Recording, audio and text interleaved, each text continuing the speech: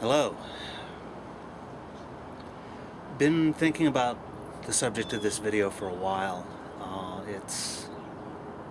The title will make sense in a bit, I promise. Although maybe not by the end of the video, it depends upon where you pick up the thread.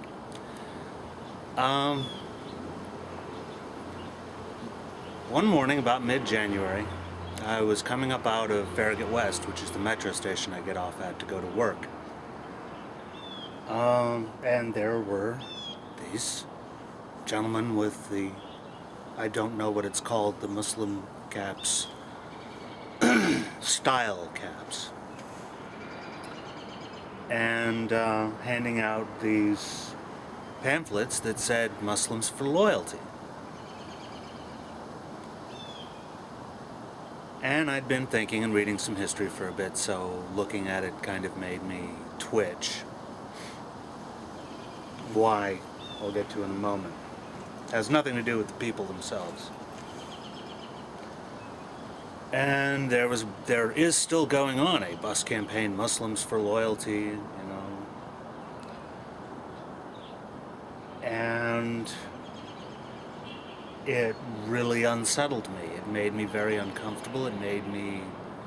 Still makes me feel slightly nauseous just thinking about it. And not because of Muslims talking about loyalty to the country. It's because this country goes through cycles of xenophobia, very regular and almost predictable cycles of xenophobia. Actually, not even cycles, just an overlapping shitstorm. Richard Pryor in the album Is It Something I Said talked about America's New Niggers. Look it up if you can find it. It's a good summation of the process, and a funny one. But with Peter King, who was a former booster for the IRA, talking about now forming a committee to investigate the Muslim community because it's insufficiently helpful with police, we're taking a step back to the House Un-American Activities Committee. We're taking a step back to the preventative internment of Japanese Americans. We're taking a step back to the restrictions on Chinese. We're taking a step back to... We're not going back to slavery, but that's a tough act to follow, and one I hope we never do. But that's not the most pernicious part of it. With only a few exceptions as far as regionally, it doesn't matter how hard a minority tries to prove its loyalty. They still get a great deal of shit. I mean, it took the Irish years and years of agitating to become part of the political process. And the police force, I mean, an Irish cop is a stereotype in some cities. But it takes a type of campaign that now would attract the lynch mobs. Can you imagine if, Muslims started doing actively started doing what the Irish were doing in the late 1800s and early 1900s? I mean, if you think there are xenophobic wingnuts out there now screaming about how they want Sharia law, whatever, tired, they would be going insane. They're infiltrating our schools, our government, and it's fucking bullshit.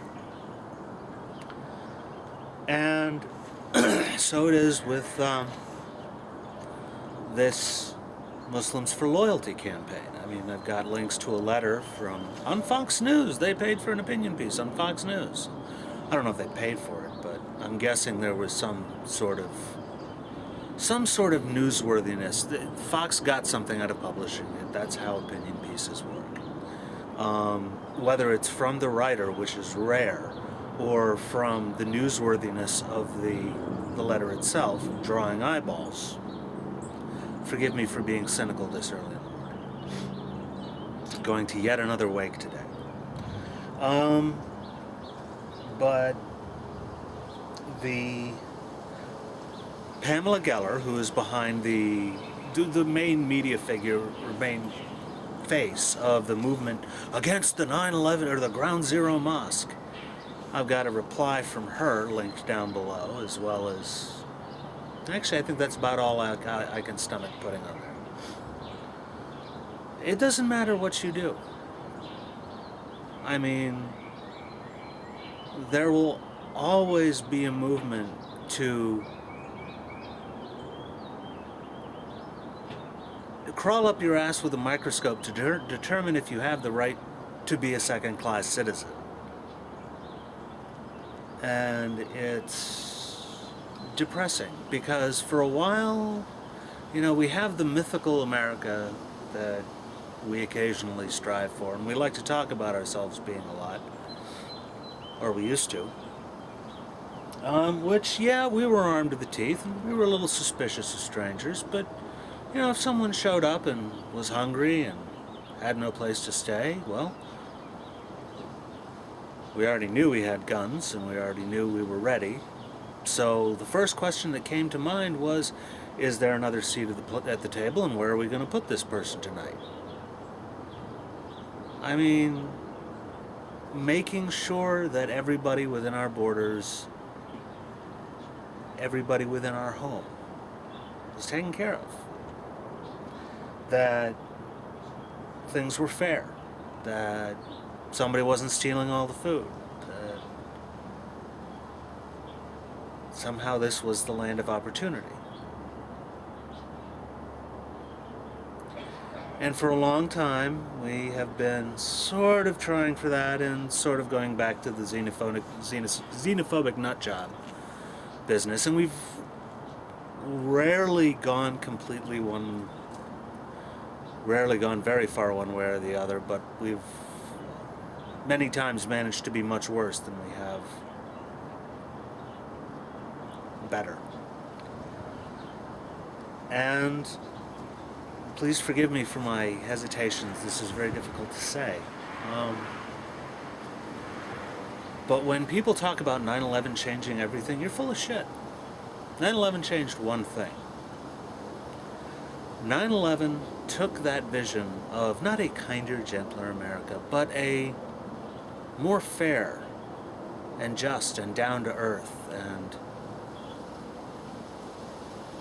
grounded in reality, as far as, does everybody have enough food to eat? You got enough room? You know, you got all your utensils? That basic hospitality, that basic sense of fairness, that ended on 9/11. We haven't been trying, as a country, we haven't even been trying to bring that back until very recently. Except for certain people. I mean, the whole Tea Party movement is about, you know, let's not give money to people we don't like. The whole anti-abortion movement is, okay, in this case, let's not let the government spend money on things that not everyone approves of. You know, it's bullshit. And I don't mind being known as an individualistic gun nut, you know, but I'd like to be known as a fair one that sets a good table. And I don't understand why anyone would want to be known as the kind of country that hazes its immigrants for a few generations and then gives them scraps until they can fight their way to the table. And if, because of the best efforts of some, they never manage to make it, well, fuck them. Especially if those immigrants were involuntary.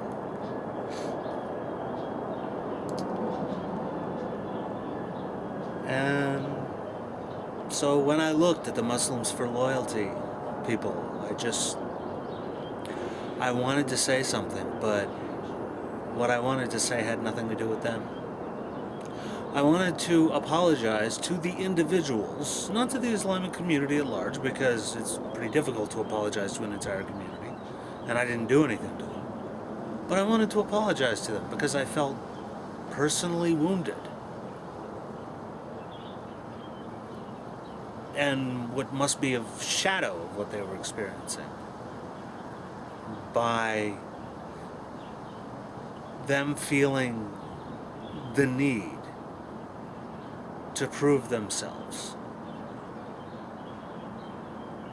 to the country they live in, to their home, to the country they're citizens of.